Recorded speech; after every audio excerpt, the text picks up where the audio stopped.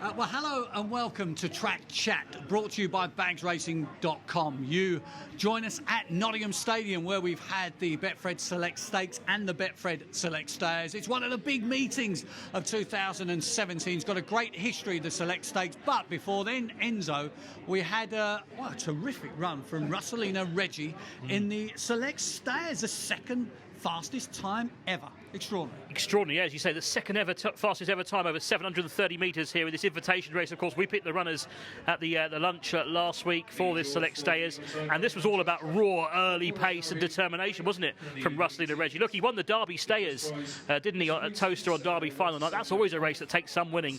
He's beaten Caloran Paddy here, the recent Grand Prix hero. This, for me, is one of the best six-bend races we've seen this year.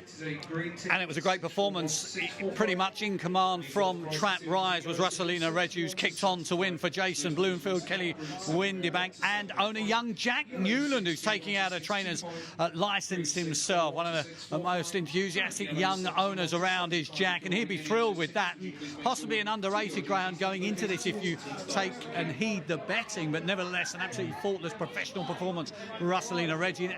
This early stage, Enzo, has to be a Stayer of the Year contender, no question. Anderson Ledger contender. You'd imagine at Perry Bar, of course. You'd imagine the track round there, and sharp in nature, could just suit the front runner like Russelina Reggie. 3 competition wins now for Russelina Reggie, so it's hats off to Henlo, hats off to Jason Bloomfield and the team. So what about the Betfred Select Stakes? A great history dating back to 1952, no less than. Enzo, you weren't even a twinkle in your grandpa's eye, I think, at that particular stage, but nevertheless.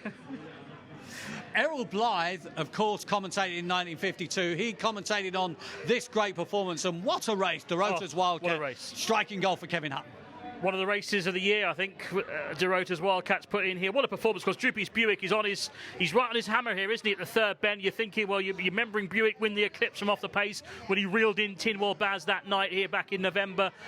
And you're thinking, well, maybe he can latch on to the Wildcat and pick him up. But the Wildcat said, no, Buick, you're not going past me tonight, and was game to the bitter end.